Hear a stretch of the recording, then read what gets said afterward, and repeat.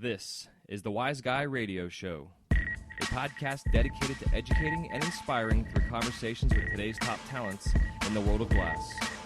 We will be dissecting their journeys in hopes to deliver actionable content that you, the artist, can start implementing now, helping you grow not only as a creative spirit, but also a successful artistic entrepreneur.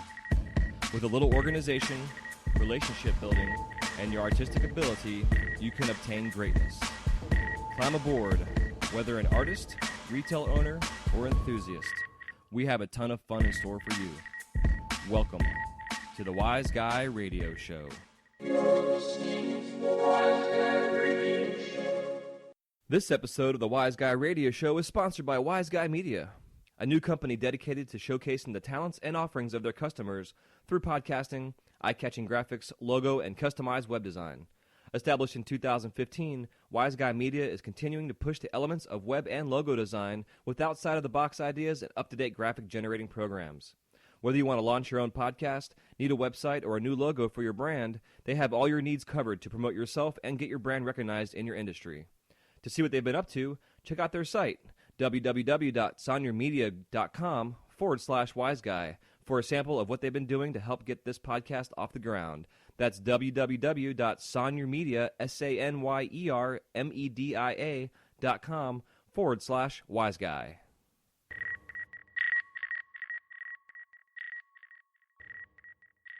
Hey, what's happening, everybody? Welcome to the Wise Guy Radio Show, episode numero 16. This week's episode, my guest is Johnny Landini, a Colorado-based glass artist who has been behind the torch since 2000.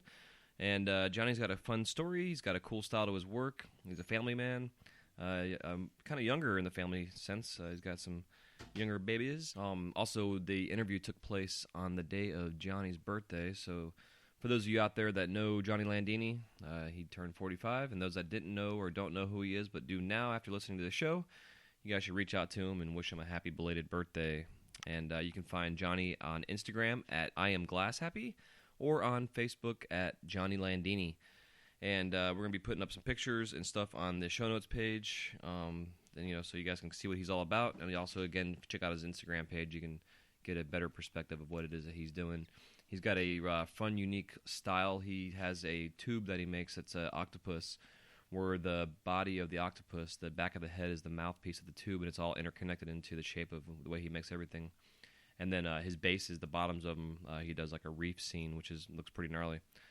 So, being the fact that I am a octopi aficionado and I like to make them myself, and I do on a regular basis, or at least I did for Disney, I felt it was a good reason to bring him on the show.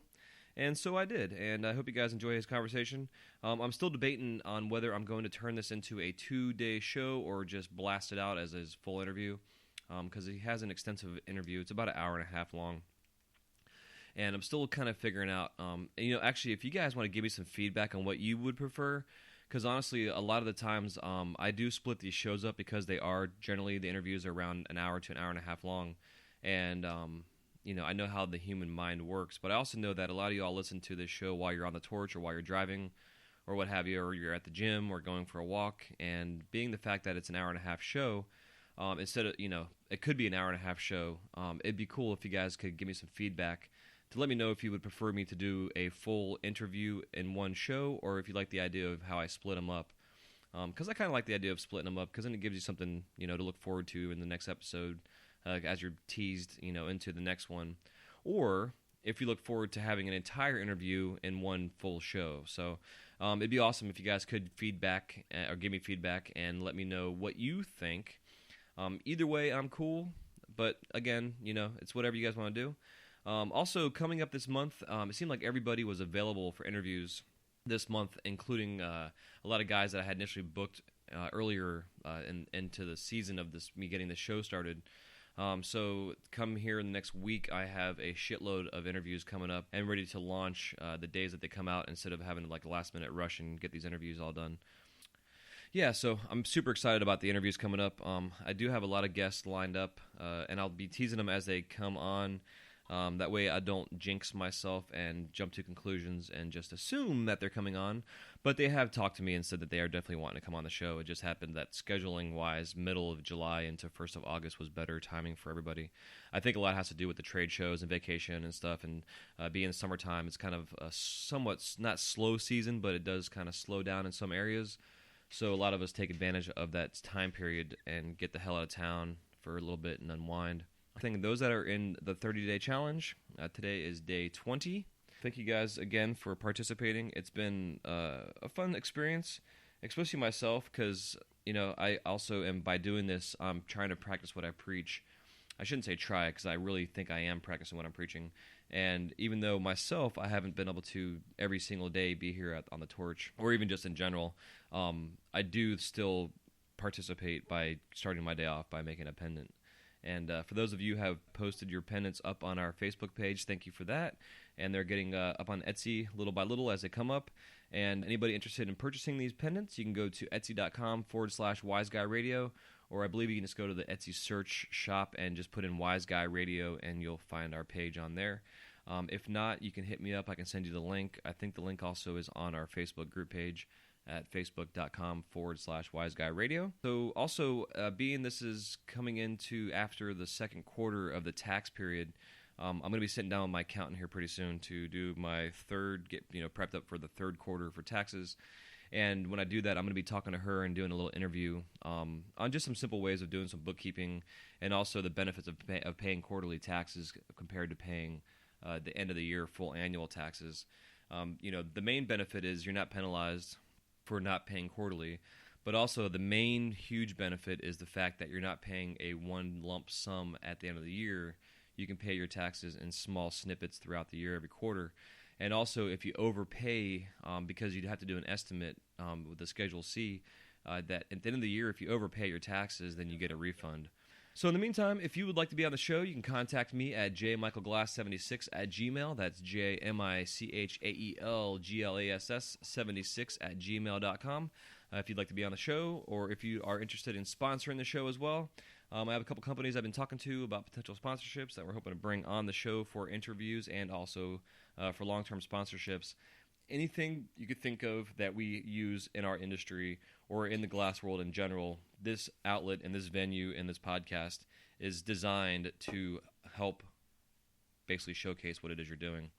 The podcast platform is evergreen, which means that this will be on forever and ever and ever, and which is pretty awesome. Unlike, terrestrial radio shows, once you do an interview on a radio show, they generally are never heard again.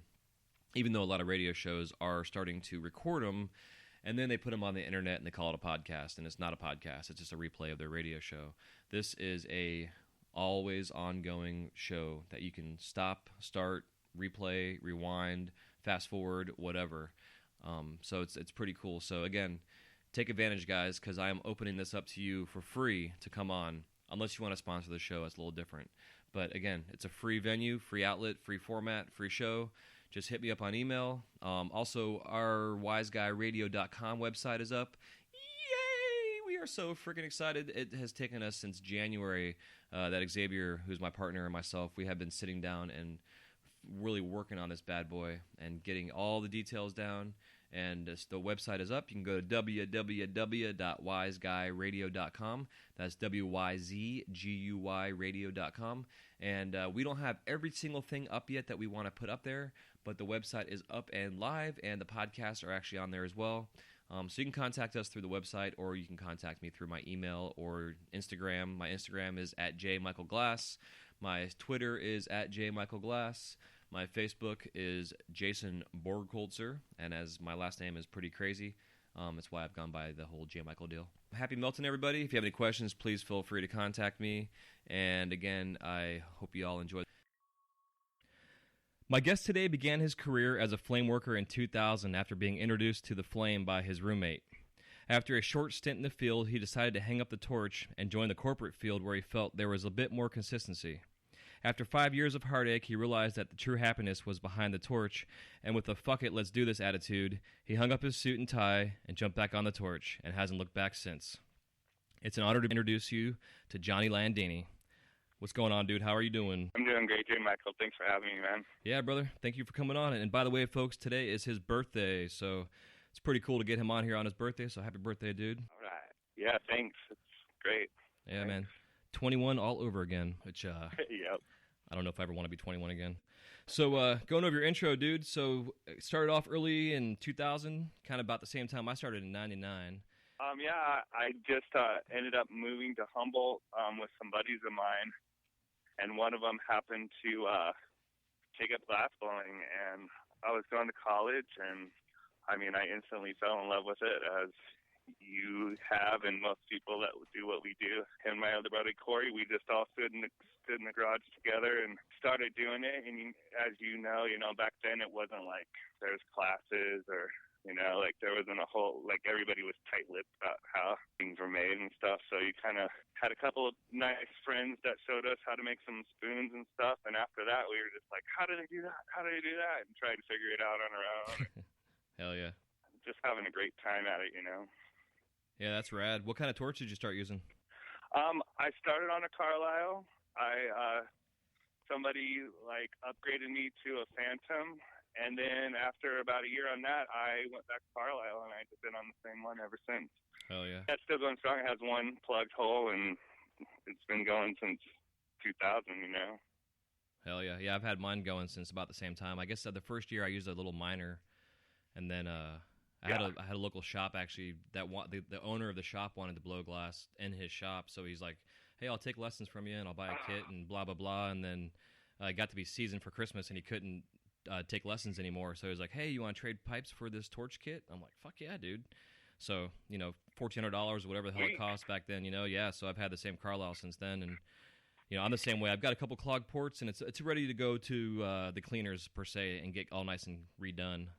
And but I'm the same way, dude. Like, I see a lot of cats out there rocking the GTTs nowadays, and I've used the Mirages and the Deltas, and I jumped on Coil's Kabuki a couple months back, and that was an amazing working on that torch. But I love the Carlisle. It's a nice heavy workhorse that you really can't fuck up or break. Yeah, I don't know. There's just something about the flame and the noise it makes, and you can your flames from the noise sometimes and stuff. Kind of helps me out. Yeah, I agree. And speaking of that, the noise, I've heard that some studios won't even let you bring a Carlisle into the shops because they're annoyed with the noise. Are you serious? Yeah. Yeah, so. Well, it's not all the time you got to make a hiss, but every once in a while that hiss flame really works on some stuff, and it's great for fuming, too. Great fuming. Oh, God, yeah. That's pretty much why I went back to it at the time. I was still doing my production work and stuff, and somebody, needed some money, and they had a GTT, and I traded them and gave them, and they gave me. I traded them and gave them some money, and was using it for a while, and I was just like, I can't fume with it, and I just was like, screw it, and went back. Hell yeah, yeah. I've seen a lot of kids using the the Smith hand torches for fuming that are running the GTTs. I didn't have hand torches back then. Yeah, I actually just last year finally, after frickin' 10,000 years of doing this, finally got myself a hand torch and a blow hose set up. It's like, I don't know why I didn't have this 5, 6, 10 years ago. I'm exactly the same way. I got my hand torch about a year and a half ago, and it kind of just changed everything for me. Like, especially with joints and stuff like that. It's just like nearly impossible to do something clean without one. Yeah, no, was the main reason I had gotten mine too, was for making sure my joint welds are nice and clean. And now everything's clean. Everything's clean. I know. It's amazing. I love that. Harbor Freight, from what I hear, I don't know if they carry the Smith, but they carry a generic kind of brand of the Smith hand torch for like half the price. Oh, sweet. That's great. Yeah, I've heard it's about $80 maybe, and then they have sometimes they're 40 and 50% off coupons you can get. So. Yeah, man, Harbor Freight's, that place is the shit. I like going there for all kind of stuff. Yeah, I have a little wet saw with the diamond blade from them for sure. Hell yeah.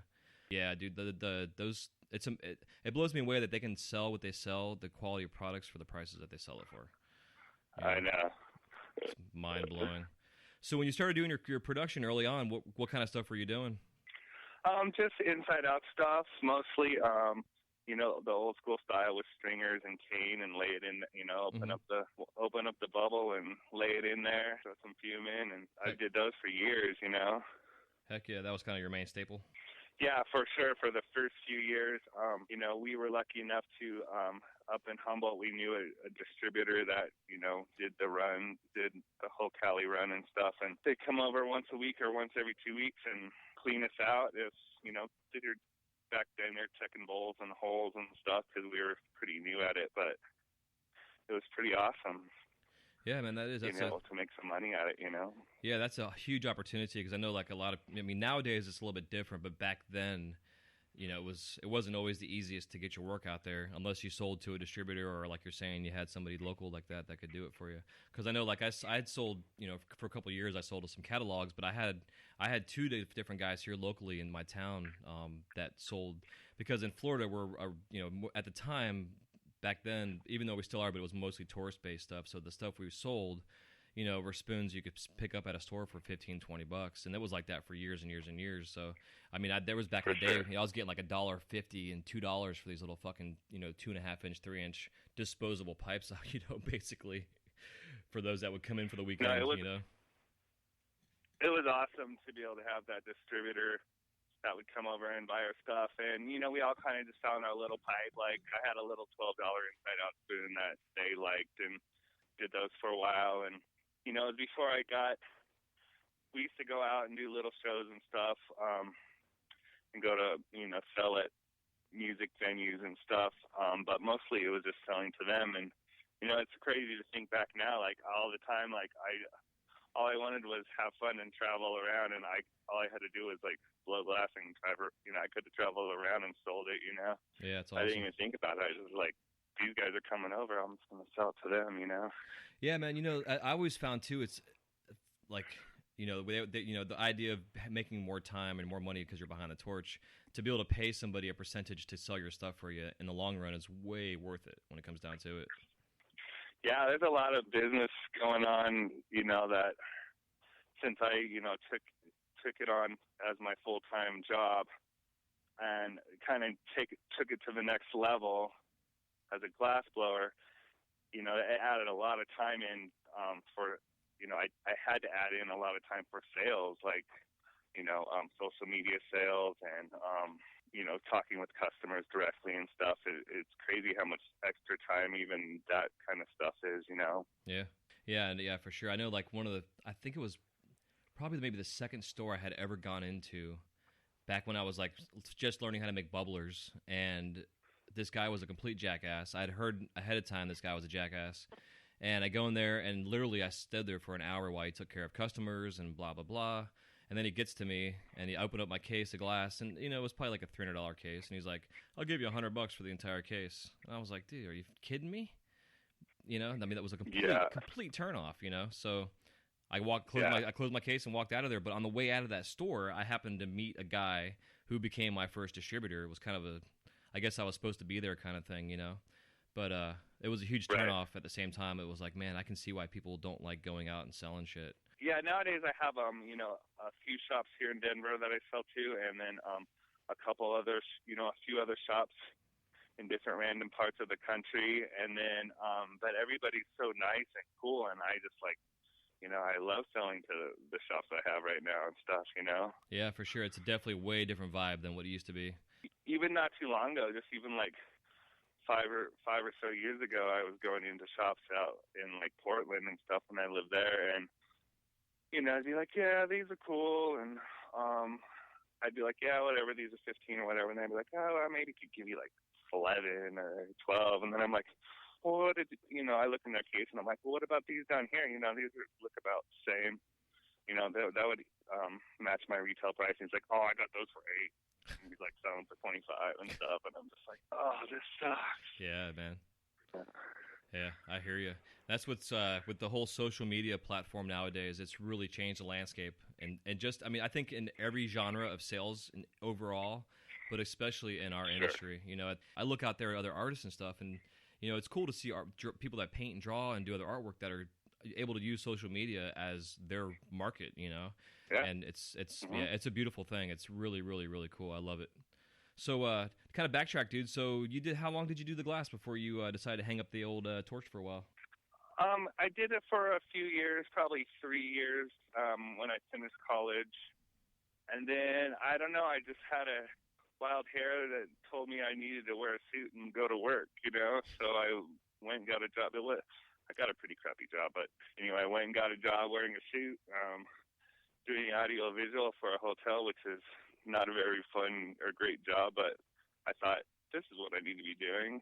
And I don't know, I just kind of wandering in my head, wasn't really like pinpointing any type of desires or anything. It just seemed like what I was supposed to do. But, after doing that for a while and just burning out of it, I am like, what am I doing? I have this something that I love to do. I was always doing it on the side and just for fun and stuff. I'm like, I just need to just do it. I'm doing it. And I did it. Hell yeah. And said, fuck it and let's do it. So, yep, I just started doing it and I made it happen, and it's not always easy, and it wasn't always easy, but like it's gotten to a place that it's a lot better, Even going back a little bit, back when I was first doing it, and I think it was probably around that time when the whole Operation Pipe Dreams happened and stuff. Mm-hmm. And like I was up at Humboldt, and the 101 North dudes were there, and they got all busted, and like I don't know, it was just like we're all like, what? We're making pipes, and now it's like just busted. Everybody's busted. Yeah, man, it was a scary time, and I didn't really I knew what all was going on in the industry at the time, but like I didn't really realize how much it affected the artist itself until I saw Degenerate Art and seeing the cats on there, Jason Lee's, and talking about everybody was like, what the fuck are we gonna do? Because here in Florida, we were the same way, dude. Like I had this guy I was in business with. He was doing all the business stuff. I was running the studio. We had 8 employees. We had a website going. We were selling glass, so the ball was rolling. UPS was showing up every day for picking up, boxes and shit. And all of a sudden, we're downstairs, blowing one down, watching some Jerry Garcia birthday videos. And he's like, dude, the feds are in the fucking East Coast right now, shutting down this importer that was over there, bringing stuff in from India. And he's like, it's over. I mean, he just tapped out. And I'm like, dude, I am not tapping out because I still had other people that were coming to me for pipes. But we were like, well, maybe we can keep this going. I don't know. So we were making dildos and shot glasses and. I know. Everybody started making dildos. I made some dildos. Yeah, bro. This country was saturated with dildos for a long time. That's hilarious. Yeah, it was. It can't even be that pleasurable for a chick. It's like. Oh no, dude! I've heard. Hard as a rock. Bro, I've heard some stories that the glass dildo is the shiz. For sure. Oh, really? Yeah, they could. All right, well, I'm misinformed then, for sure. Yeah, I don't know from personal experience myself, but from the ladies that I've talked to out there, because I've had requests back in the day for people wanting me to make them for them, and I was like, sure. So I got kind of detail specific with what they were looking for, to make sure that they were correct. But the fact that it's borosilicate, the Pyrex wise, you can throw it in the microwave for a little bit, or you can throw it in your fridge and cool it down. There's different applications for it. You know? Have a little warm water. I remember that. Yeah, That's dude. True. Yeah. So it's so it's a interesting thing. But I know like when HBO had their Real Sex show on, and there was a guy, Dave, actually local here, and he was out of Tampa here in town, and he was one of the first cats out there that was known for making dildos. And he would take these boats out to, we have a little island out here. It's a little preserve called Shell Island. And back in the day, it was like a party hangout. Like all the high school, college kids would go out there and get shit-faced on the weekends. And he'd go out there with this boat full of girls and have these dildo parties and try them out and make sure that they were all the correct angles and blah, blah, blah. Nice. Dude, he was making a fucking killing making dildos. And then once Operation Pipe Dreams happened, it just saturated the market. I remember selling dildos to shops for like $75 wholesale, and they were selling them for like $150, $200. I couldn't get $20 for a dildo after that, Right. So, all right. So off the dildo topics. So we're gonna bring back the dildo market. Yeah, man. There's actually some kids out there. I part of a group called Torch Talk that I've been watching for a bit here. Anybody out there that's actually wants to see some cool shit on Tuesdays on YouTube. They do a live show on. It's called Torch Talk Tuesdays, and oh, cool. Yeah, and one of the guys on there on the show, he talks about making dildos. It's pretty. He still does it. It's pretty funny stuff. But I'll have to check that out. Torch Talk on Tuesday. Yeah, they have a Facebook page. It's just Torch Talk, and it's what's awesome with the community with these guys is it's a no bullshit community. So if there's any shit talking or any trolls on there, they're immediately blocked and taken off the site, like immediately. So it's, cool. then they have over 1,000 members now in the community. So it's a really tight knit. People are asking questions. It's a lot of good insight. And the guys that run the show, 3 of the 4 guys have only been blowing glass for maybe 2-3 years themselves. So it's pretty cool. It's to see it. But that's awesome. Yeah. So kind of a little business, I guess, business question. But when you went from the corporate job to the Torch, did you have any kind of like financial runway for yourself? Any money saved up so you could float yourself while you got yourself resituated at all, or did you just jump in full? Honestly, it was just the humble style of making money on the side, with the growing scene. That kind of jumped me out of the corporate world and helped me. Like, I always wondered about that too. I know where you're from and stuff, it isn't an issue, but like where I was from, when I was learning glass blowing, and like when glass blowing was like really getting pushed and stuff, I always was just like, like how much, like, is it like weed related and stuff, just because people just had some time, like just extra time, like go to do things, that they couldn't normally do if they had to make money, only from the Torch or whatever. I don't know. It's just always something I always thought of. Yeah, same later here. on. Yeah, I'm in the same boat, dude. I've always wondered, because like in Florida, I mean, we've always had pretty heavy, strict laws. I mean, shit, dude, like 2 years ago, they were trying to pass a law to ban pipes completely across the state. And I know. It's, I remember. Oh man, like the shop owners were freaking out. My out. girlfriend's from Florida, so she always tells me about how tight things are there, and how gnarly the laws were and stuff. And then just when it was just that short of time ago where they had a thing to outlaw pipes, I was just like, wow, are they serious? Yeah, we were going way backwards. Like everybody's moving forward progressively, and we're progressively going backwards.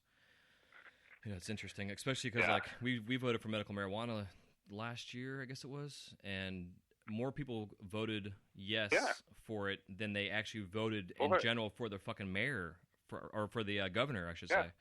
It's like it's crazy. But my girlfriend was showing me that, and yeah, go ahead. Oh, there was a couple small little things though in the writing of the way that it was set up that I didn't agree with myself. So because of those little small things that were in there is one of the main reasons why it didn't get passed. And so they've actually rewritten it to be more beneficial, because honestly it was set up to where like like kids can go to a doctor and get prescribed it but not have to tell their parents type of thing. Like there was a lot of little small, like little weird little things that were involved in it that I didn't agree with myself. And so they've rewritten it to where it's like even like the police, like we have this Grady Judd, who's the sheriff of Polk County here. He's like the good old boy network. He's one of those kind of sheriffs that you look at him cross-eyed, he's going to throw you in jail. But he's also like a super cool guy at the same time. And he was all about like anti the whole thing, but he was anti of it because of the way it was written, and he even came out and said that. So I think once it passes, then I think people will be way more pro for it, and then hopefully we move forward. Because actually last week they were it was a deadline to sign up to be able to either have land or building space to grow in your whatever, for sale for medical marijuana. So it's coming little by little. Yeah, I imagine it's going to eventually get there. It'll be great.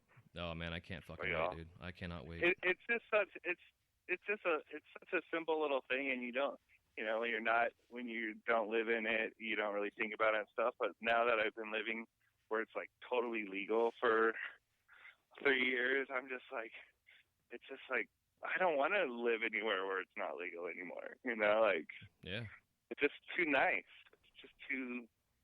It's just less things to worry about, Yeah, I hate, man, because I live on a cul-de-sac, and the local sheriff department is by my house, one of their little local stations, and I know every night at 11 o'clock is when they do their little routes around here, and they come up and down my street, and I'm in here, blowing glass at 2 in the morning, and I got this glow coming out of my garage.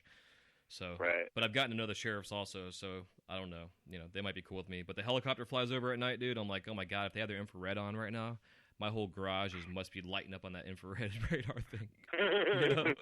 Like I'm in here, like I'm in here growing or something. It's hilarious. I get all paranoid and shit. I hate it. Yeah. So yeah, man. So I want to kind of get some emotion out of you. Like when you were at the job, like were you thinking about like being home on the torch, kind of thing, or was it like getting to a point where it was just making No, you crazy? dude, you know what? At the time, I just kind of was just kind of lost, really. It wasn't anything, it's nothing. It's not very interesting or anything. It's just I was just doing it, and I was going through the motions, and I was a heavy drinker, and it's kind of sad. Yeah. It really, what it did for me was made me appreciate glass blowing just so much, just even more. Like, I love it. I love everything about it. I love I feel like I get to be a glass blower, and it's like, it just makes it even better. Like, It just makes me even happier with it. Yeah, man. Like, I don't even think about not doing it anymore. Like, I just know I'll do it till I die. Like, this is it. This is what I'm doing till I die. Like, and I don't know. I kind of feel like I give a little shout out to my grandpa. He was more a masonry guy, but he just like loved it, and he did it until he was in his 70s. And I don't know. I just feel like I'm carrying on. He passed the torch on to me, and it actually is a torch.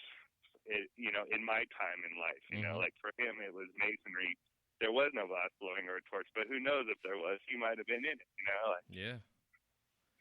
Yeah, man, that's cool because like I look at the trades, the idea of being in a trade, because I mean we're in a trade that we do, even though it's an art form as well, but it is a trade, which I hope eventually as we grow as a community that maybe we can get a union set up one day, for ourselves. Right. But that being said, it's like I see the generations of kids coming up now, the millennials and what have you, and there's a whole different perspective of what they're looking at for their future, which is kind of dim in a sense because I don't think that any of them really know what they want to do except for they want to make a difference in the world, which is awesome. But the idea of being able to get yourself into a trade, because like the schools don't teach trades anymore. Like shop class doesn't really exist anymore. Like freaking PE doesn't exist, much less shop class, So it seems like, the idea of that we have this trade, because like, to make a living as a glass artist is a blessing, to be able to do what we do and get up every day and look forward to going out in the shop and whole 9 yards. So hopefully we can pass this on to the next generation, whether it's our kids or, the neighbor kid down the street or whatever, or even if we have a freaking glass blowing class in a high school. I mean, who knows what it's going to, the future holds. But it seems like if we can get out there to teach the kids out there that, yeah, you don't have to go to college necessarily. College is good and all, but you could spend $80,000 on a 4-year degree and still work at fucking McDonald's when you're all done. I mean, it's the way it comes out to nowadays. And being able to be self-employed and a business owner and follow your passions, because that really what's comes down to is following your passion. The whole money follows passion idea. But you got to have a trade of some sort to be able to do that. And we're all fortunate to be able to do that. And your grandfather the same way, being a Mason. It's pretty cool to see your influence from that as well. It's pretty badass.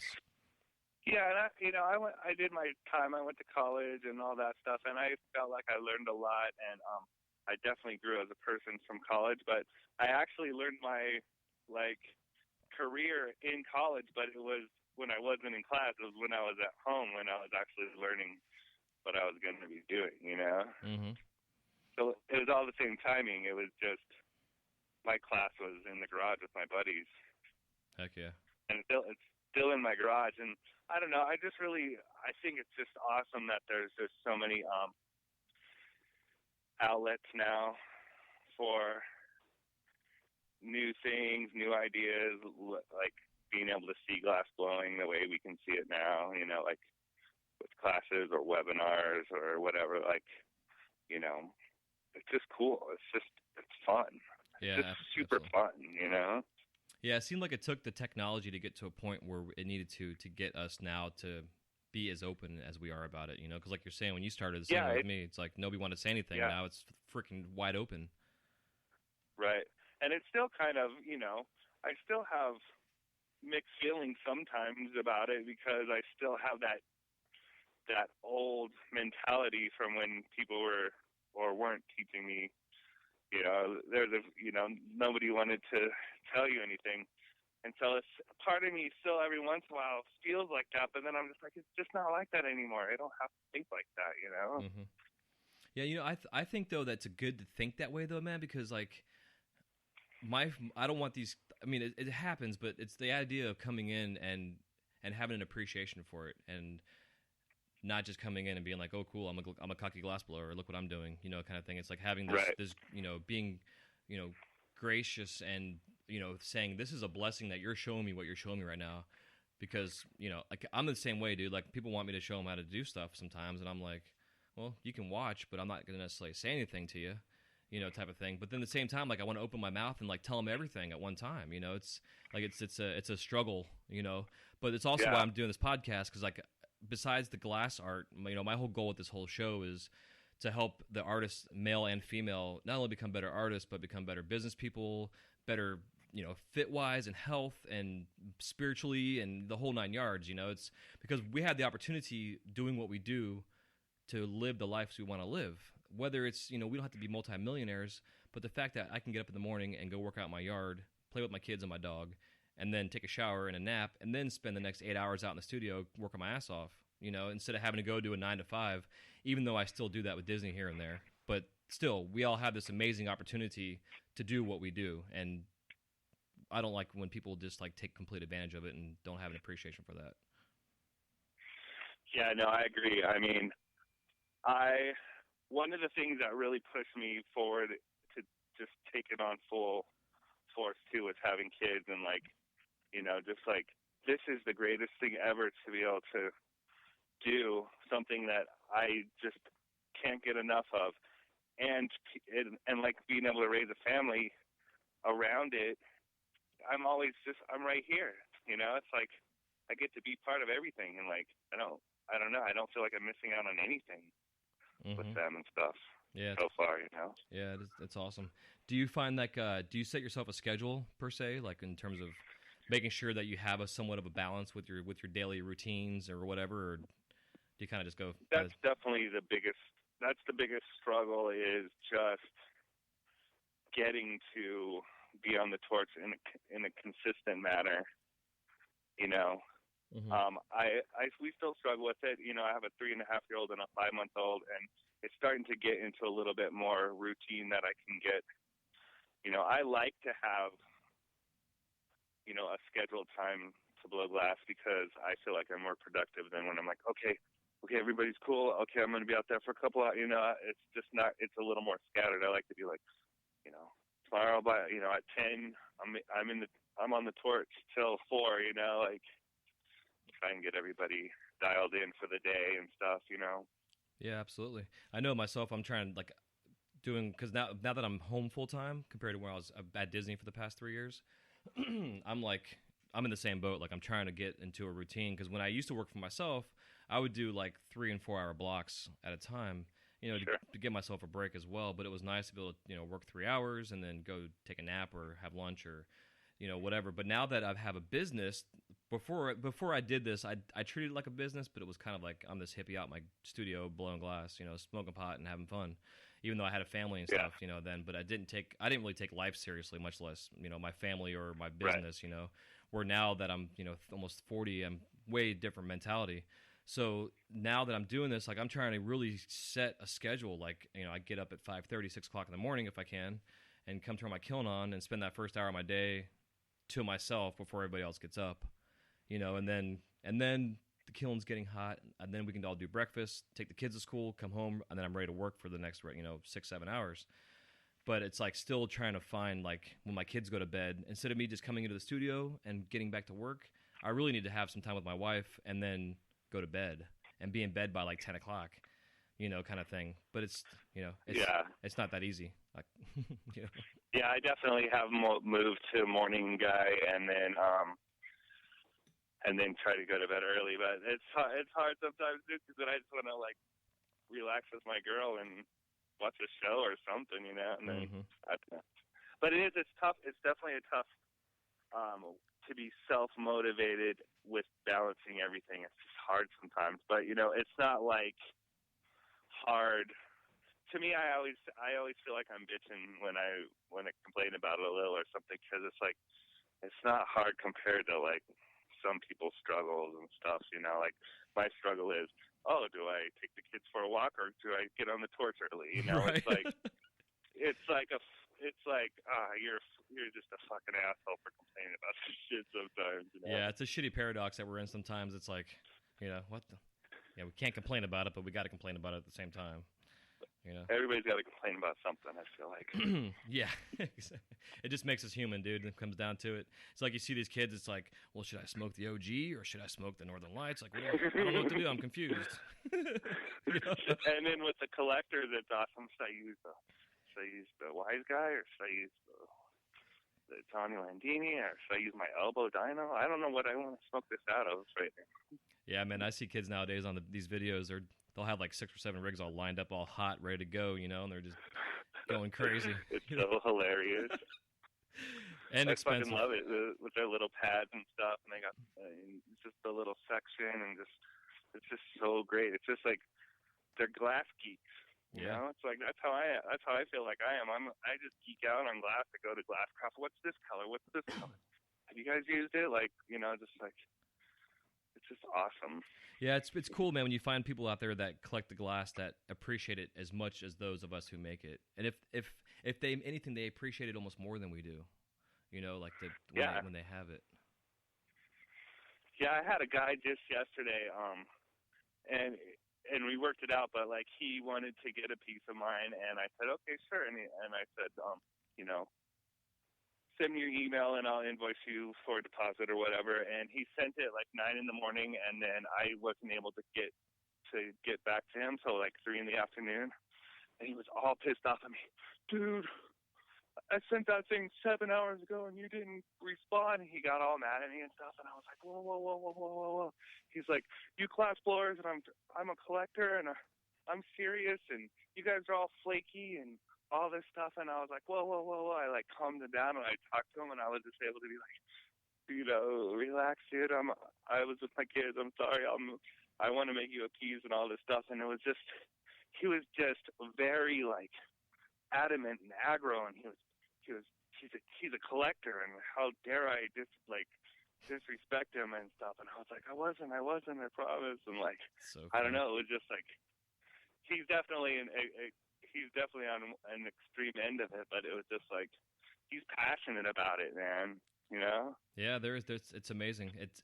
Unfortunately, the passion comes out that way, but once you can talk to him and let him understand the reality of what we do, then they calm down. And everything's good to go. That's what I did.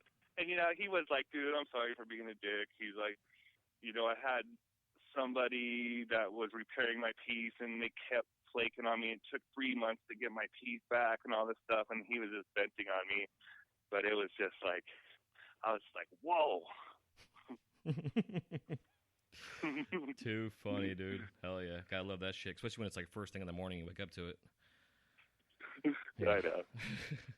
Just makes your day. But I finished this piece. It's in the kiln, so hell yeah. Should be happy in the morning, hopefully. Hell yeah. Hey, could you send me some pictures of it so I can put it on the show notes since we're talking about it? Sure, absolutely. Yeah, that'd be cool. That'd be awesome. Sure. So speaking of that, man, I dig your line that you're doing. Like, I don't know if it's your current line, but the octopus tubes that you're doing. So kind of give me a background on those. Like, what started the idea, or like where did that whole thing come from? The octopuses. It's just I've always loved octopuses, and I don't know. They're just so intriguing and stuff. But that being said, I don't know. It was just one day in the shop. It was when after the corporate thing, and I was just doing proto, and I smoked some weed, and I was all inspired, and I was looking at something. I'm like, I bet I can make. I think I did something with like a coil wrap or something, and I was just like, I bet I can make that into an octopus head for the mouthpiece. And like, I don't know, it just started going from there, and I just kept going with it, and it's just evolved into what it's become. Heck yeah. Yeah, I was kind of hoping it was like that, because it's always fun when something like that happens where you're like, you see something out of it and you're like, oh shit, I could make that into that. Or like a friend will come over in the same way. Like I've been in the middle of making a piece where I had like a direction I was going, and then like a buddy will stop by. He's like, dude, are you making this? I'm like, no, I wasn't, but I am now. I know. It's pretty cool, dude. So yeah, man, because I've always been a fan of the old octopi, and it was one of my lines I did for a while, and to see your work, it definitely was cool, because it's your way you're doing them is a totally different way that anybody else out there is doing it. So it's fun to see a unique style with the octopus, because people love that shit. The octopus is just like one of those weird, interesting, funny, ugly, intelligent creatures. And it's definitely, I listen to your podcast and I listen to some other glass blowers and stuff, and a lot of them say the same thing that we all kind of have gone into, of finding like a little niche for yourself, and like where it develops from or how it develops, and like the whole process. It's like really cool, and like there's plenty of people that make octopus stuff, and there's plenty of people that do coral reef stuff and everything. I'm not inventing anything new, but sometimes it's just like, it's like music. Every chord, every note's been played. It's just like putting them in different arrangements and shit. It's like, exactly. It's just one of those things, Yeah, I was actually listening to. I don't know how much podcasts you listen to, but I listened to the Tim Ferriss show. If anybody out there that doesn't listen to Tim Ferriss, you guys should all check him out. The guy's amazing. But his show is very free and flowing and everything. But this last episode he had was with Laird Hamilton and Gabrielle Reese and another one of their friends who's a trainer. Like it was almost a 3-hour episode. It was really cool. But Laird was saying like the whole idea of everything we do now has already been done. What we're doing is we're taking someone else's idea that's been done and we're just making it our own, or making it more efficient, or making it better, or whatever. But it's like the wheel's been invented already, so we can't reinvent it, but we can take our heart and soul and personality and put it into that idea and hopefully make it better, and then continue to do that and progress with it and evolve with it. That's definitely a cool idea. Yeah, that's how I kind of look. That's how I kind of look at it too, And then you have, like, people that actually push the medium and develop new techniques, as well. But it's harder to do something like that because everything has been. Well, it hasn't though, because 5 years ago, we could have said that, and then look at the glass now and be like, damn. Yeah, bro, you see like a Joe Peters banjo collab. It's like, holy fuck, were those guys on LSD or something? Exactly. Like, how the hell they do that shit? It's mind blowing. Exactly. And I know how they do it, kind of, sort of, but I That's know, the thing. it's like, but do I really? That's what I get off on. I go into Illusions or something around here with like just the phenomenal pieces, and I just look at it and I'm like, how do they do that? Like. And I do it. That's what I do. And I usually can figure things out kind of or close. Sometimes I'm just like, holy shit. Yeah, it's mind-blowing, So it just makes it, it's fun. That's just the fun part of it. Like, it's just fun.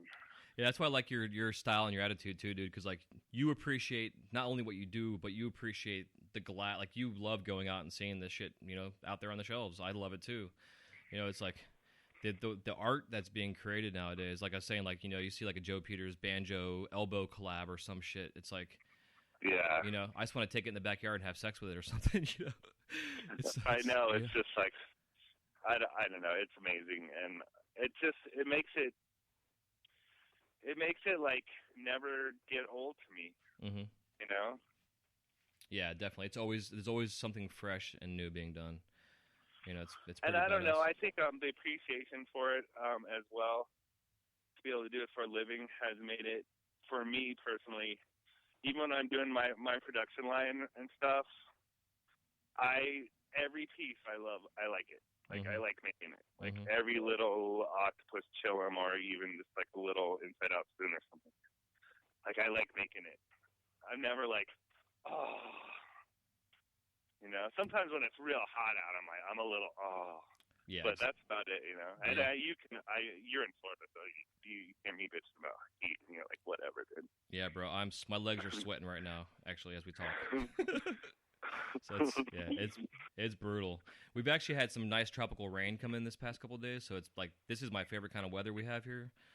Besides like March or February, March time, but yeah, dude, the heat sucks. But I'm the same way. Like if I don't want to make it, if I don't like what I'm making, I will not make it. I refuse to. I'm not going to do this. But like one of my distributors I'm selling to, they've just recently got an exclusive item for me, which was a brand new item for me. Like I've made chillums since I started from day one. I mean, I used to make these little 9 mil freaking bats, all day long by the hundreds, Yeah. And yeah. but I haven't made a chillum in a long time. And these guys, I've been making these my little wise guy carb cap dabbers, and they're like, well, can you take this and make it into a chillum? And I was like, I never even thought about that. Sure. How dumb am I? Yeah. You know, kind of thing. So we, did some R&D and figured out exactly what we wanted and how to look of it. And, I made sure it functioned properly in the whole 9 yards. And now it's like, I fucking love them. Like, they're cute as shit. It's a whole new thing for me. It's a brand new item. And I'm totally like falling in love with them all over again. It's a lot of fun. Yeah. And I think like on your same note with what you're doing, you have a character. I mean, your octopus it's like your character. So everyone's got a little different personality to it, a little different look. And my wise guys are the same way. Like, I can make 100 fucking things in one, shot, which I don't, but I could. And every one of them is a little bit different because I want them all to have that little bit of different character and personality to them. Yeah, it's like it's just like when you get into that level, it's like higher in production, but it's still production work, but it's just the next level, Mm-hmm. Yeah, for sure. But you got to start off at the base. Like I know a lot of kids that come, Go on. I'm sorry. Yeah, for sure. I mean, I remember when I first started glass blowing, and I had one buddy that was showing us inside out spoons and stuff, and I had been on the torch a week or something, and I'm like trying to put some of these initials in there and stuff, and he's like, no, dude. Just make a pipe, bro. Just make a pipe. Like, you need to, like, you're trying to get you're way ahead of yourself, And, like, I had, even, like, my work now, sometimes I'll get an idea or I'll have a vision and, I'll sketch it out or whatever, and then I see it, and, like, then I think, how do I get to that point? Like, I can't go straight. So I'm getting better to the point where I can go straight to it, but sometimes I have to, like, I don't know, get close to it and then get closer to it and then get closer to it. And then I'm like, oh, there it is. Exactly. Yeah, exactly, man. I know what you mean. Because, like, my buddy Christian, who I'm actually going to be bringing on the show, he's a soft glass artist. And he's also a metal worker. And the guy's an amazing artist. But a couple years ago, we were talking, and he was showing me some of his R&D pieces he was doing. And he called them sketches. And I had never really heard the reference outside of drawing on paper as a sketch. And they were all in clear, but they were all shapes and different concepts he was going for aesthetic look, not even for like pattern and design, but all about like the aesthetic shape of the piece. And he referred to him as a sketch, and I was like, damn, that's brilliant. Like, because I draw all my shit on paper, but now I'm at a point now where if it's a brand new thing, like you're saying, like I've never done before, or it's a progressive thing where I kind of have an idea how to get there, but I'm not really sure. I'll make that sumbitch in clear just to try to figure out the A to Z steps. And then if it breaks on me, okay, no big deal. It's all clear. I'm not wasting crushed opals and frickin' milli chips and all this color and shit, Right. And then you get the piece made and at what your vision was, and then it's like, oh, yeah, this is fucking awesome. I'm glad I did that sketch first. It worked. Yeah, it's cool, man. Yeah. That's rad, dude. So what do you see any kind of, like in terms of your production line you're doing now, do you see any, like, progression of where you want to go with it and with what you're doing? I feel like I definitely have ideas on which direction I'm going, and I have I definitely have new like quote unquote characters or whatever I'm working on and stuff too. But right now I'm just like, I don't know. I feel like sometimes it's all one piece, kind of like I'm making all these individual pieces, but like they're all like part of the same big piece, Mm-hmm. And I don't know when I'm gonna be done with it, but like right now I'm just working on it. I'm still working on it, and I just like them to get better and look cooler. I don't know. I like them I want them to pop when you look at them, I want them to I just want them to be at the level that I want them to be at, you know what I mean? Yeah, for sure, absolutely.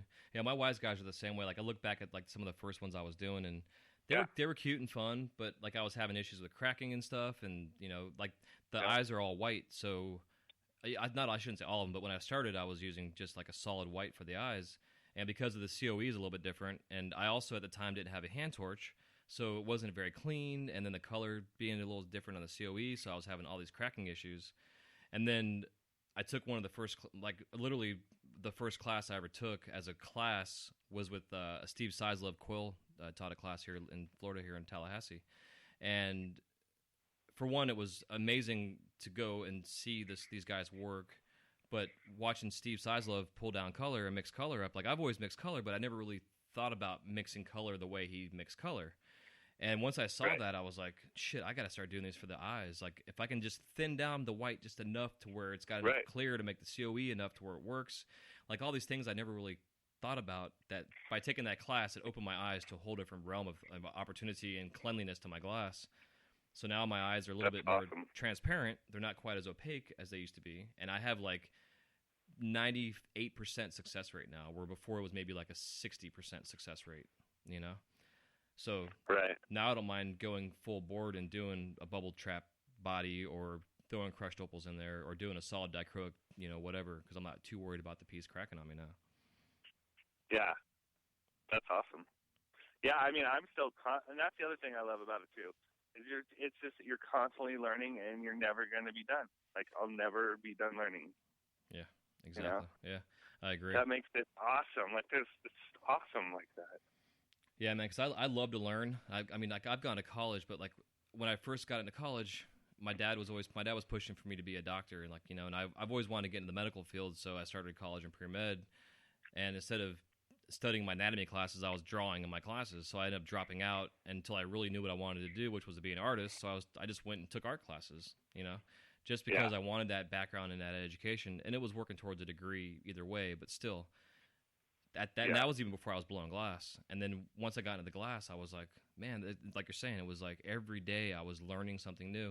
Besides the science that's involved, which I love as well. You know, like I love all the molecule talk, and you know, there's just, you know, it's so much. There's so much involved. The kind of stuff, that's the kind of stuff that I'm still constantly seeking out and learning, and like, you know, little things like, you know,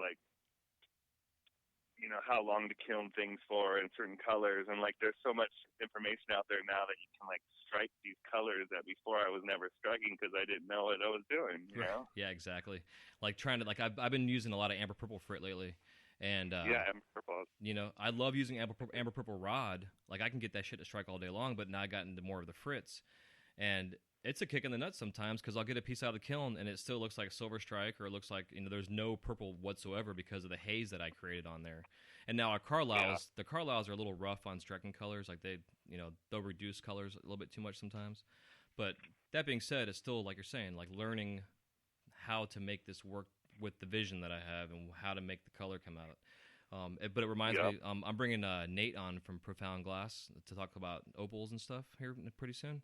Cool. And because you know, because like when we first started back in the day, you know, opals were available, but they weren't as popular. And now, you know, I'm hoping that it's not a trend. I don't think it's going to be a trend. I think the opals will continue to evolve, like they have into the crushed opals and stuff. Yeah, I buy a lot from Profound Glass, and that's just another aspect. It's just beautiful. Yeah, man, and they're great customer service, great company, great people. You know? Oh yeah. But I still every once in a while I'll have an opal crack on me, and they even tell you, you know, it's the way they are. But I want to bring them on because I want to discuss that. Like I want to really get the nitty gritty about like the proper and thickness of encasements based on the opal size. How long should they anneal? How many cycles should they go through before you should not cycle them anymore? To hear it. Yeah, dude, I'm stoked on it. Yeah, I'm pretty excited. That's awesome. So we're just trying to. Yeah, that's the other thing too. That what you're doing with this, like I've already learned a bunch of shit. Awesome. You know what I mean? Hell yeah, cool. I'm just glad to hear. Everybody has something to offer to the conversation, you know? Yeah, absolutely. And that's also myself too, like, you know, like why I want to do this, because I'm constantly learning, and I love to talk to you guys and learn something different, you know? So like I'm learning stuff from you already just from talking about this. So it's a cool opportunity, man. It's the whole podcast, like about this, the last December, I think it was, they were talking on one of the shows I listened to about how the podcast, like 2015 was going to be the year of the podcast. And now there's like 250,000 podcasts out there. I mean, literally, which is crazy. Yeah. But a lot of them are like business entrepreneur oriented, you know, bullshit. And but it gave me the idea to do one that's kind of business related, but really it's just talking about glass blowing and the art of what we do, and sharing the passion and sharing the knowledge and trying to figure out a format to do it. And there's a couple other Glasscaster was another podcast that's out there. She hasn't done a show recently. I think it's been about a year, but I just found, I was like, dude, I got to do this, you know, because the idea to be able to have this open format, this show will be on the internet for ever and ever and ever and ever. You know, it's like there's, you know, it's basically every episode's a different lesson that you can go on there and listen to and learn something new. And then I can learn as I'm going through this. So that's what I'm enjoying about it. And then I look forward to like hearing from the dermatologists and stuff, and like all kinds of things that I am concerned about. But at the same time, I'm like, you know, I have a really good exhaust system, and I use a blast shield that has a UV block, and I put on sunscreen, but I still don't really know what's going on. Like, you know, like I want to learn more about it. Yeah, I'm actually Monday. I'm going on the 20th is my appointment, because I have like eczema and some other allergy skin issues that I deal with. So you know, I'm going for that, but I'm also going because of the 16 years of exposure that I've been beating my skin up. Besides the fact that I'm a beach bum, but also being exposed to the torch for so long. Mm-hmm. You know, and the Carlisle's a hot fucking torch, and the sulfur, you know, flares that come off of it and everything else. It's like, I'm really curious. Like, I'm actually going to do a video of me working so she can see my exposure. Like, because I don't even know if she understands what it is that we do. So I'm going to be like, hey, here's a video. Here's what we do. You know? Yeah. Because, I mean, even like our hands are exposed or our forearms are exposed, so we can get, you know, potentially get skin cancer on our hands and our arms. I don't know. You know? I mean, my hands and fingers, I call it glassblower hands, but like they're checked up, you know? Mm-hmm. Yeah, absolutely. Yeah, especially like years of exposure and too short of punnies and, you know, too short of blow tubes and just all kinds of nonsense. Yeah, exactly, man. Yeah, so, yeah, I'm definitely excited about it. And, you know, I'm also going to be going and talking to a specialist that deals with blood and talk about heavy metal exposure and stuff. And there's a lot of natural things you can take, like detoxes, basically, to help clean out your blood. From what I understand, I don't know if that shit's just, you know, snake oil salesman trying to sell you something, but I'm really curious to find out about that as well. Because I'm the same way. I'm in my garage, but I also know that there has been times in my life of doing this where my ventilation wasn't exactly the best, or I've been in studios. Right now I'm good to go, but that's the thing I want to learn more about, because there has been times when my ventilation wasn't great, or, you know, a puff of gold flew up a little closer than I was expecting, or, you know what I mean? Like, yeah, and it's something that's kind of interesting that I don't know how many people out there know, but at Disney where I work, we've got 4 studios throughout the parks that we work in. Well, now we have 3, but we have no ventilation. Like, there's no ventilation hoods at all above us. And for years and years and years, a lot of the guys were using a lot of frit. So, you know, it's kind of interesting. Yeah. And I don't think that, you know, if I got sick, I couldn't sue them because I had 15 years or 14 years of experience before I got there. So they can be like, oh, you got sick before coming here, you know, kind of thing. But it's definitely an interesting situation. Like, the ventilation we have there is the air conditioning systems, basically. Even though, like, I'm in a wide open room, I've got plenty of airflow and blah, blah, blah. It's still, you know, it makes me nervous, man, you know, knowing that I'm there exposed, even just to the gases that are coming off my torch. You know, it's interesting stuff. So, man. So, to kind of move forward, do you have any kind of like any kind of recognition you've gotten, or any kind of awards you received, or anything like that? No, not really. You know, I feel like I'm just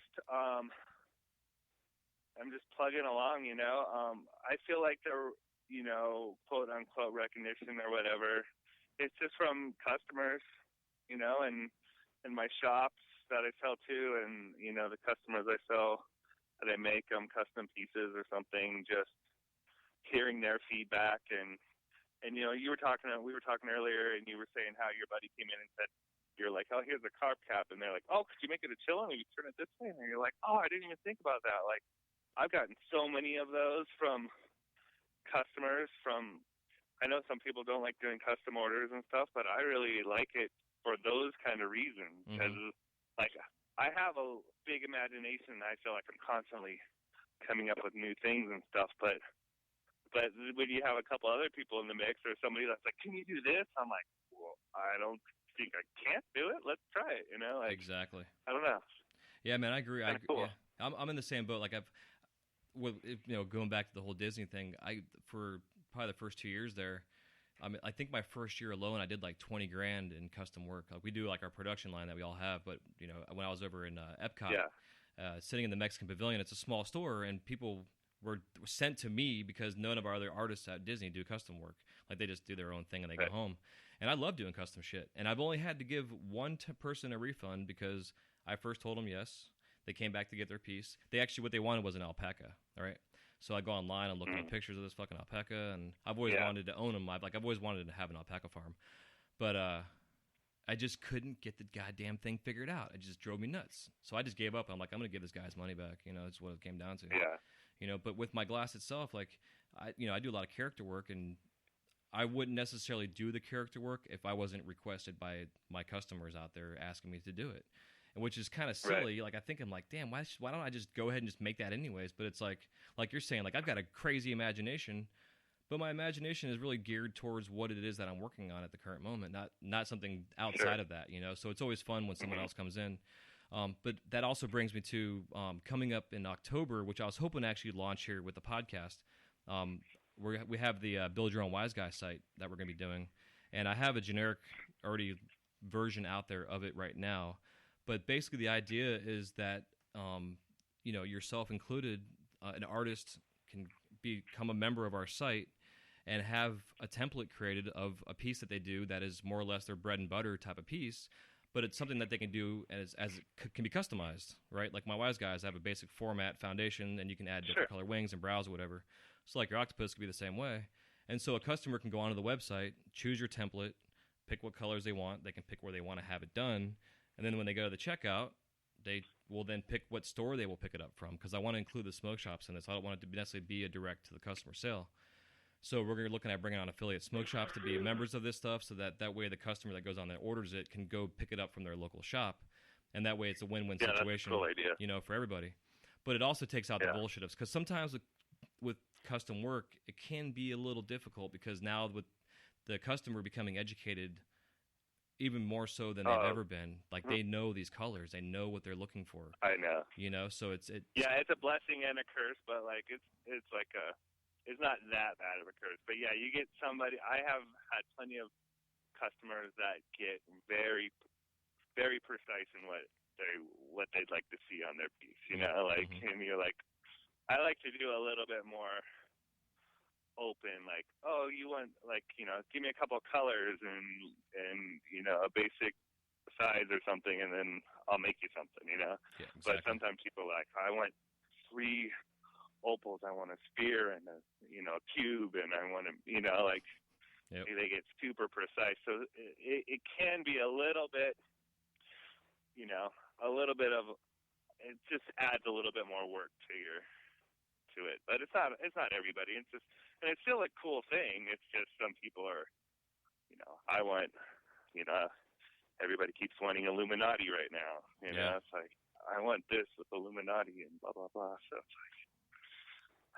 yeah, it's funny, man. Speaking of Illuminati, it's interesting to see, like I was talking with Chip last week on the show, and, you hear about this bubble. I don't think the bubble ever really existed. It's, I think our industry is really based on trends and what's hot and what's not type of thing. And it cycles, like, again, the opals are coming back. The glow colors, I mean, shit, dude. Remember when, Atomic Kumquat and Electric Flamingo came out? We all were like, this is cool, but it kind of sucks.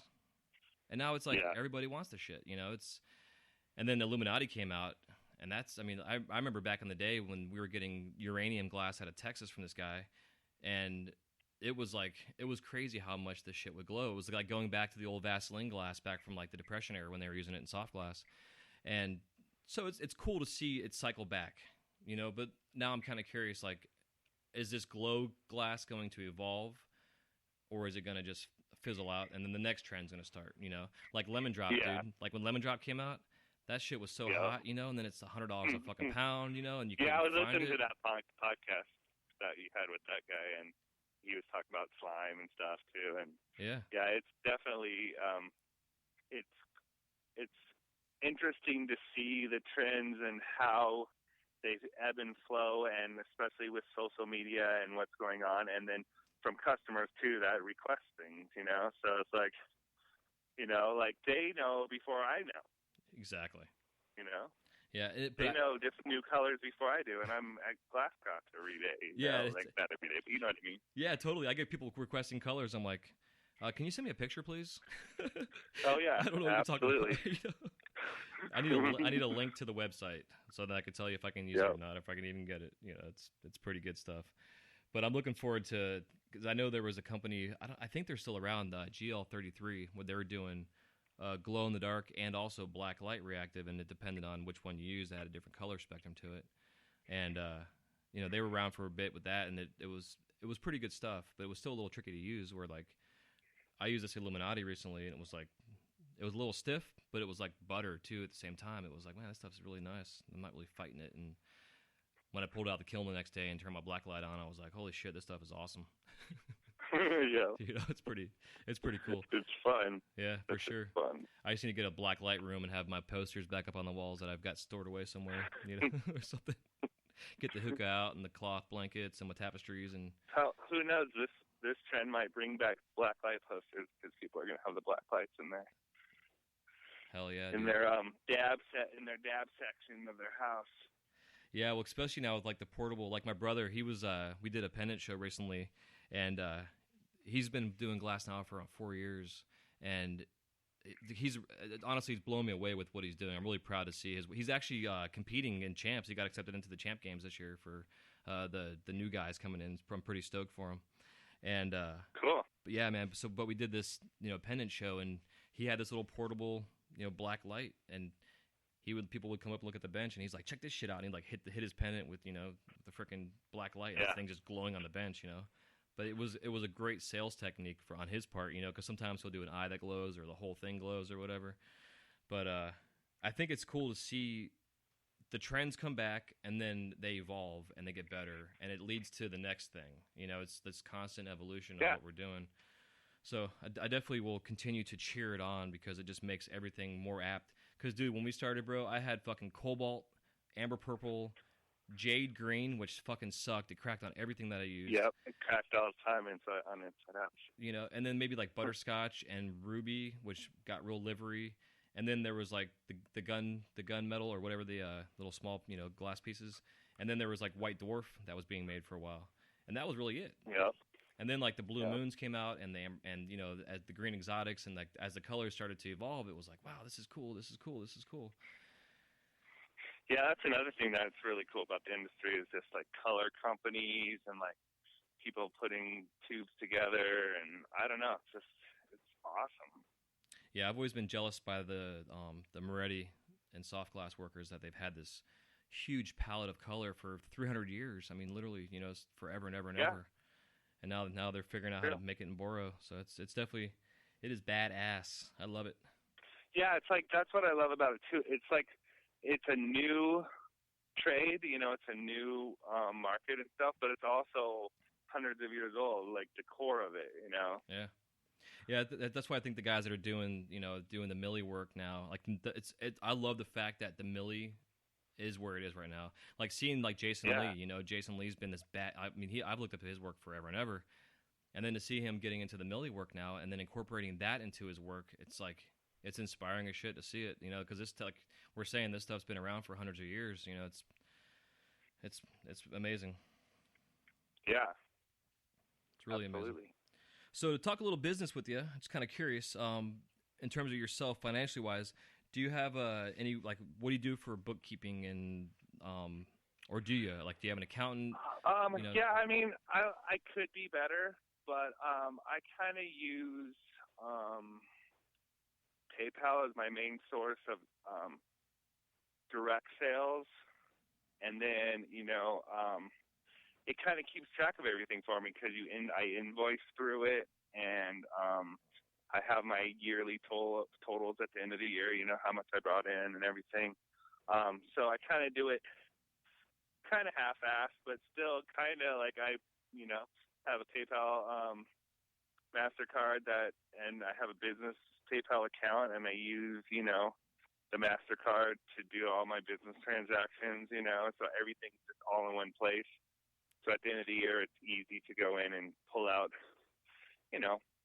how much I spent at Glasscraft and how much I spent at Denver boxes for packing materials and how much I spent on propane, how much I spent on oxygen. You know, it's all right there, and I can add it up pretty quickly. And so I'm kind of doing it like that, you know. Yeah. Have you had any issues with PayPal at all, being that you are a piper? Or do you... No. You know, I do not put specifics in my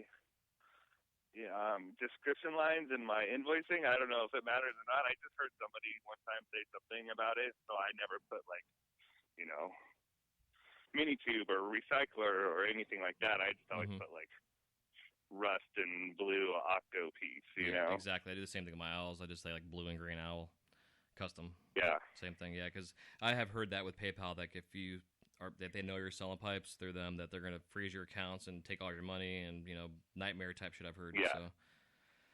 Yeah. I try and keep it, you know. But other than that, you know, it's that, and then, you know, just, you know, promoting through social media with Instagram and Facebook, and then also the stores that I sell to. I don't really sell to any distributors at the moment, but you know, I have a good amount of wholesale work and a decent amount of retail work, so I just kind of keep it like, you know, keeping the balance, like you said. I just try and keep that balanced as well, so I don't get too much work in one area or the other, you know. Yeah, for sure. Yeah, because I know as simple as it is to keep track of your numbers, it can also be, you can make it complicated, and it doesn't need to be made complicated. Yeah, that's the thing. I think I do it a little half-assed, because it could even be easier if I wanted it to, but like with apps on phones and, you know, FreshBooks and things like that. But I just haven't quite gotten there yet, but I feel like I'm doing pretty good the way it's going now. So yeah. The FreshBooks actually is what I use myself. I do invoicing through PayPal, but now FreshBooks allows you to accept money through them through PayPal, or through even a debit card or credit card. Yeah, it's pretty nice. So I've just gone ahead and just keep using them, and it's like $20 a month or $30 a month. There are some limitations to it, and you can upgrade and get more, you know, more stuff, more bells and whistles per se. But for $30 a month, dude, you know, I have it set up to my checking account, my business checking account, so I have all my everything's imported. And I'm the same way. Like, I'm not, you know, I try to practice what I preach, but I'm not the best with, you know, keeping track of my shit. So, you know, it's definitely nice to build, like you're saying. Like, I've got my PayPal, MasterCard, and I do the same thing. It's like I try to just make it for business. You know, I'll sneak a Starbucks in here and there and blah blah blah. But you know, I try to just keep it for business, because it's definitely convenient. And it's pretty easy. Like, it's pretty easy for me where I'm set up here with, like, I buy all my raw materials from Glasscraft, and so it's like at the end of the year I just go in and get a year-end total, and boom, that's easy. And like, you know, my oxygen company, same thing, kind of thing, you know. Yeah, that's awesome. Or it's just like keep it all. It's super simple, like the way I do it. Super simple. Are you running on liquid oxygen? Right now I'm doing liquid, but I'm saving up for one of those HVO systems. Nice. Have you checked those out, the high-volume oxygen systems? I haven't recently. Several years ago, I mean, I'm talking like 8-10 years ago, I was looking into them, and at the time, they were like $10,000 and really noisy, and you might be able to run a Carlisle on one kind of thing. Right. You know, but I'm understanding now that the technology's gotten better, and they're way more efficient, and they're not as loud as they used to be. Yeah, there's a company, High Volume Oxygen. You can look at them on Facebook and stuff, but they have a cool system for like a Carlisle like we run. It's still a little pricey. It's like 7G or something with a couple of concentrators in their machine, but it's just like they demoed it here. I went and watched and checked it out with them, and like it's just awesome. Like, you know, a couple of years and you'll be zeroed out on oxygen, you know. Is it something that you use to fill tanks with, or do you run right off the machine?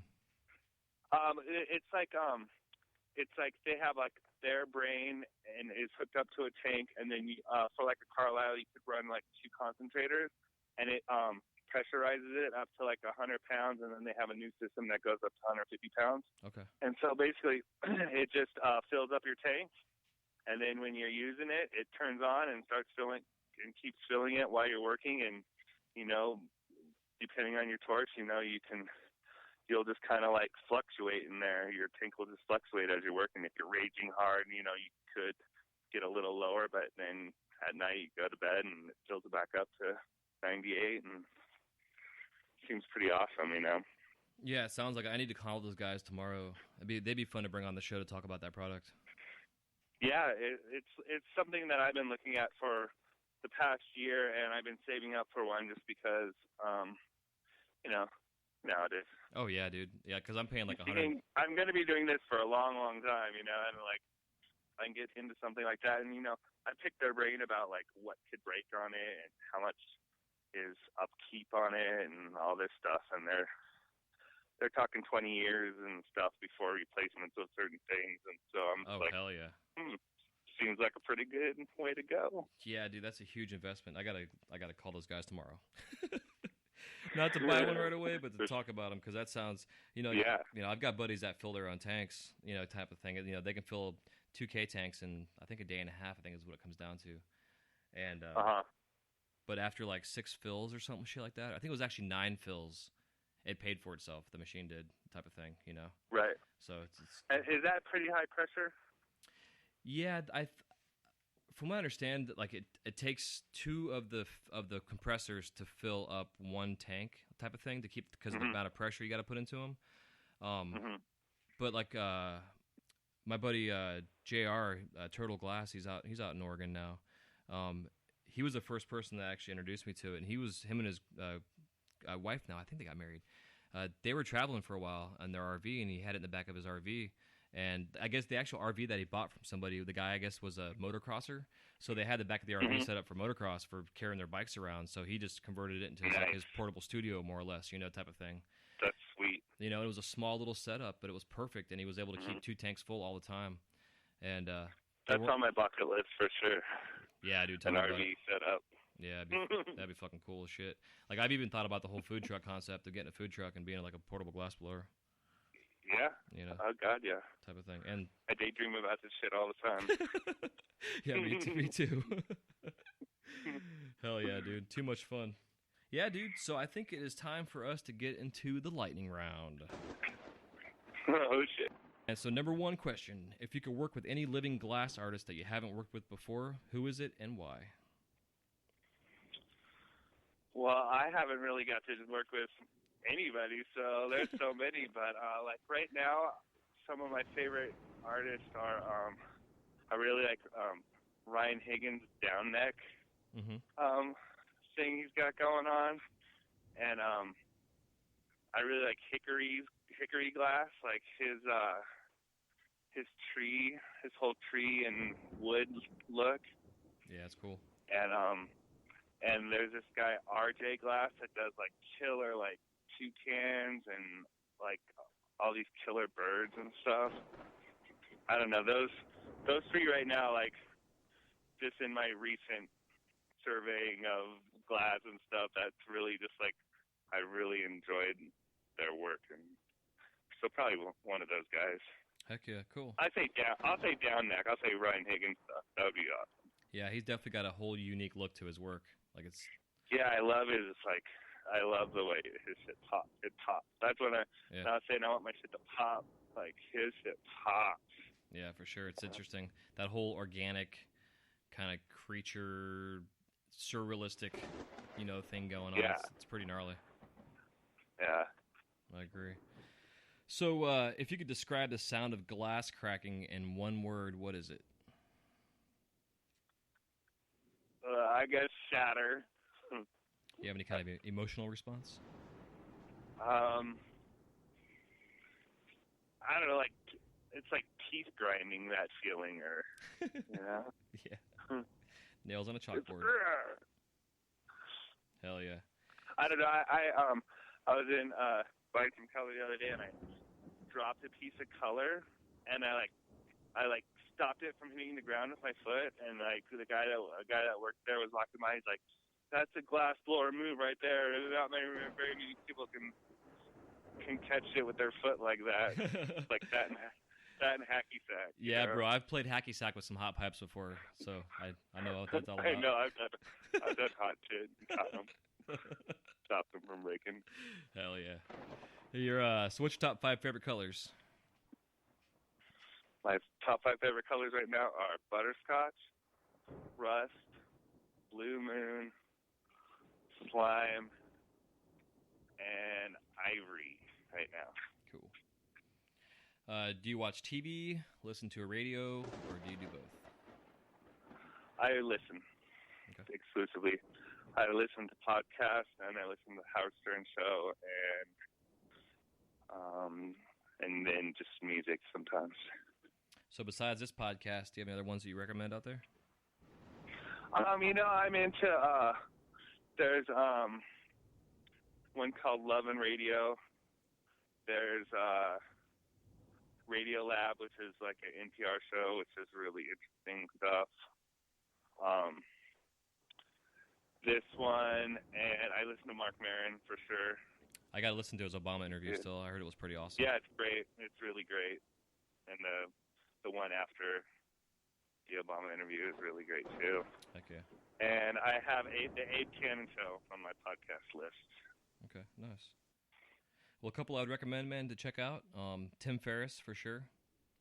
Yeah, I wrote that down, man. I wrote down your... Yeah, for sure. Another one I like to listen to is called The Art of Charm. The Art of Charm. Cool.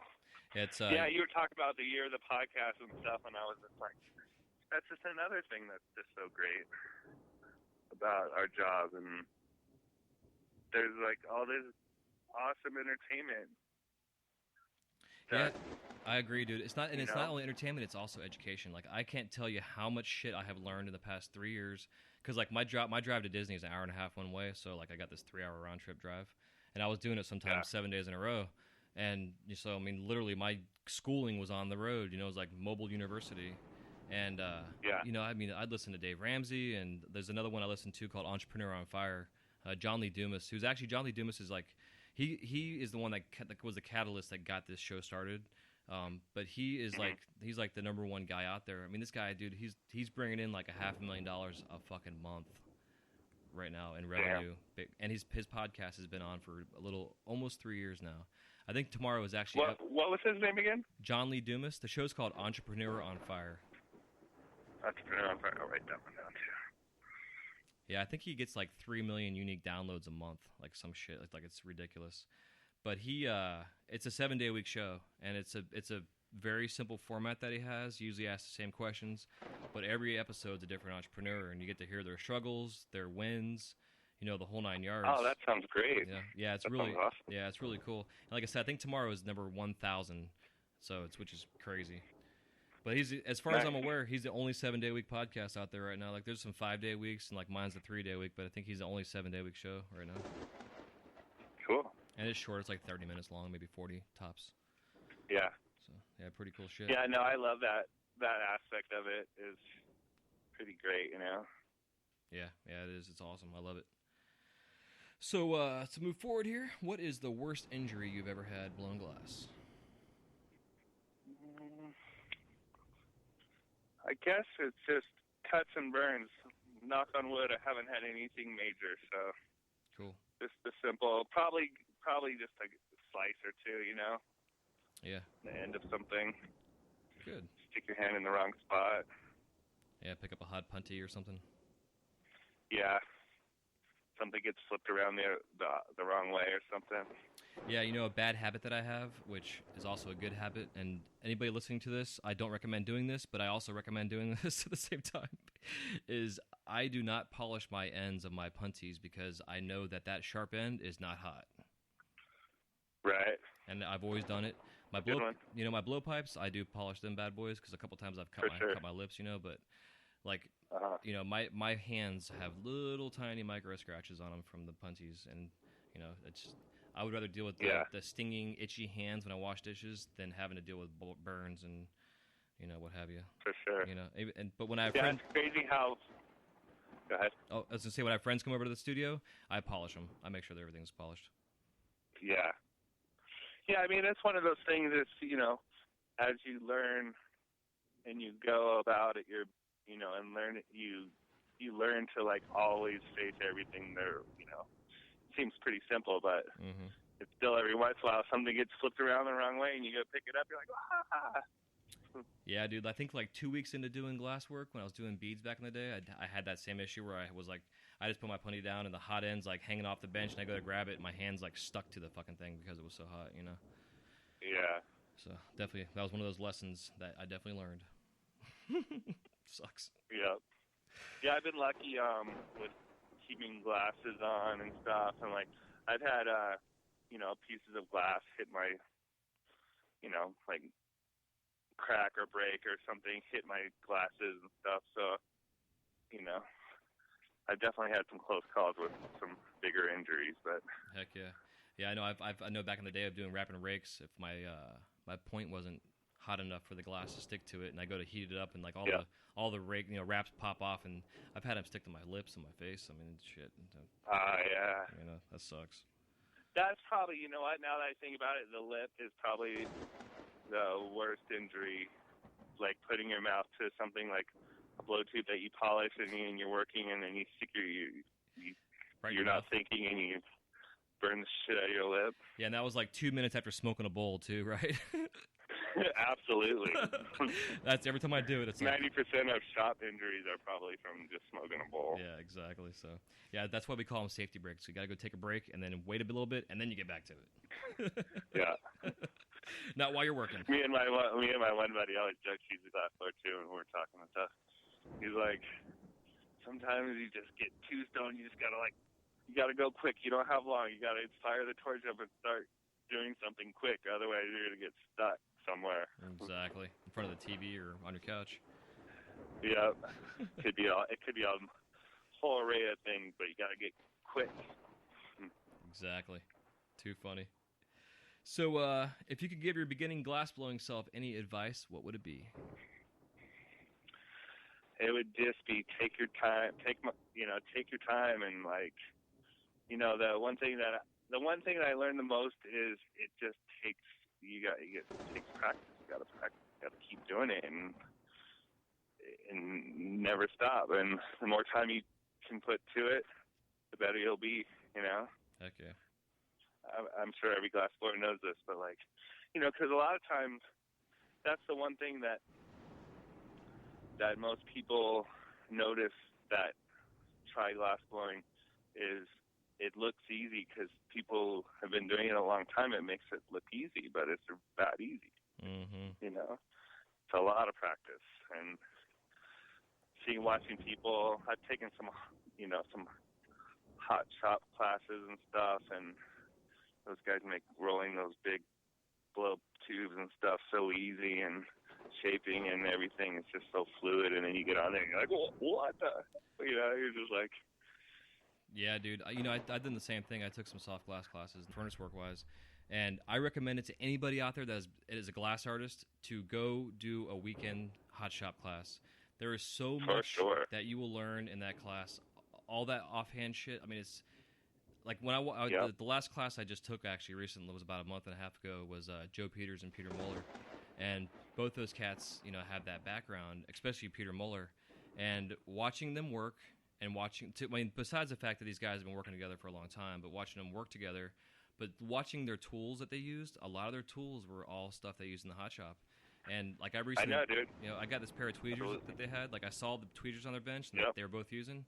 I immediately went on to Mountain Glass and got them. Like I was like, I gotta have those tweezers. You know what? That's so funny because that exact same thing happened to me.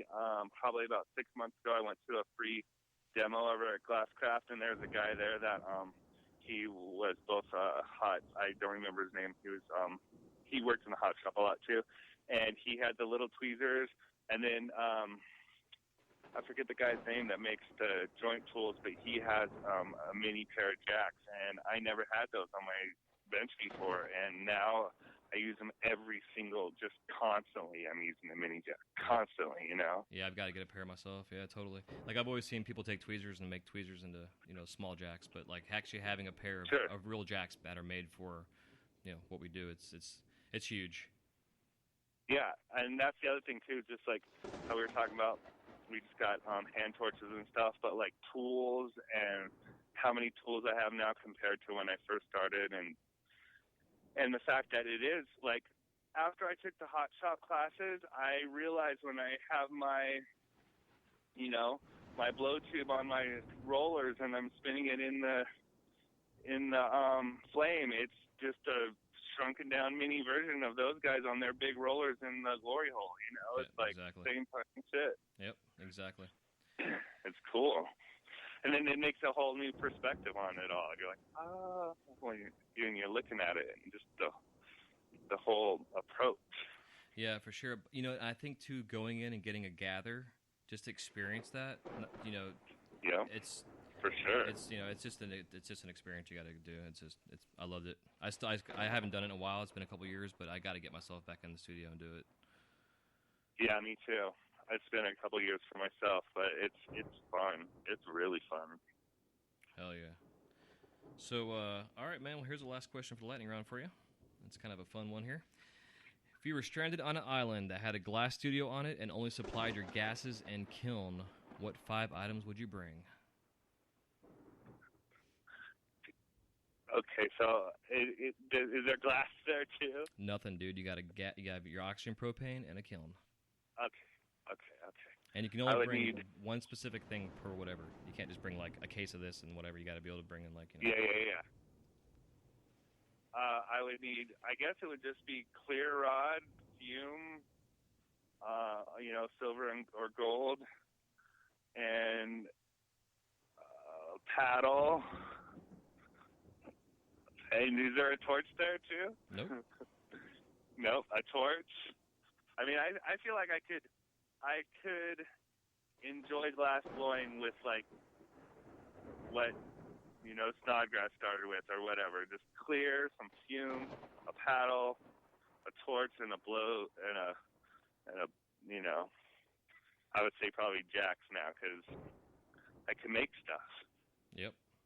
Can make stuff out of that, Hell yeah. It's funny though, man. One thing everybody forgets to bring. What's that? Your fucking glasses. It's like the Twilight Zone with Burgess Meredith. Yep.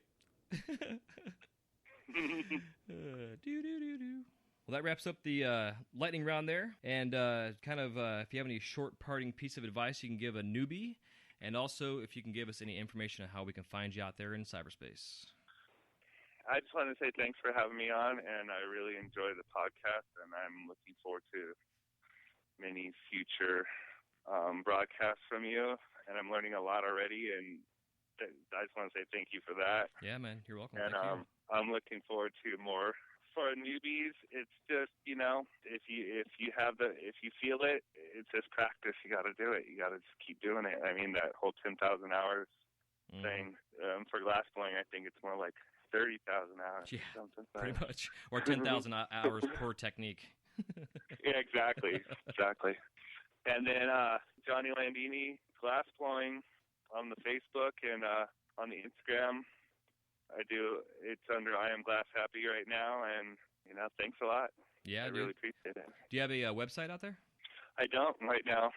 It's in the works. Been in the works for a while, but I just been busy enough off of the outlets that I use in my shops that I haven't really had time or the need yet to really push for it. So hopefully in the future can get it going. Hell yeah. Yeah, man, one of the things we're going to be actually offering for the Build Your Own Wise Guy site is we're going to have a 3-level tier kind of thing for memberships. And the third tier that we're going to be doing is full marketing in terms of building a web page for you. That's part of the site, graphic design, logo design, business cards, the whole 9 yards.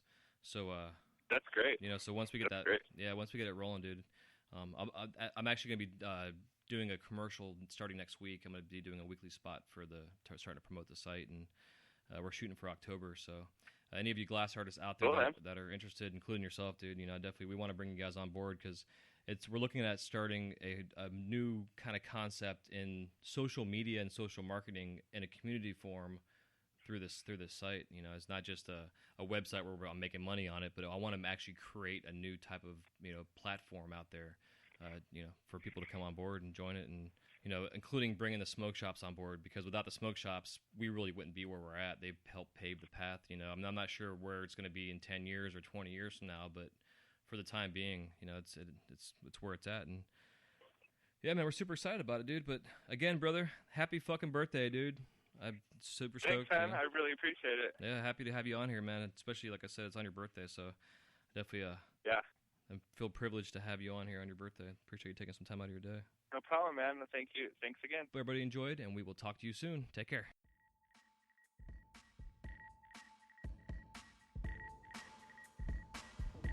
Thank you guys so much for listening to this episode of the Wise Guy Radio Show. If you have any questions, comments, or remarks, please leave them in the show notes page area where it says comments. We'll see you soon. Have a wise night.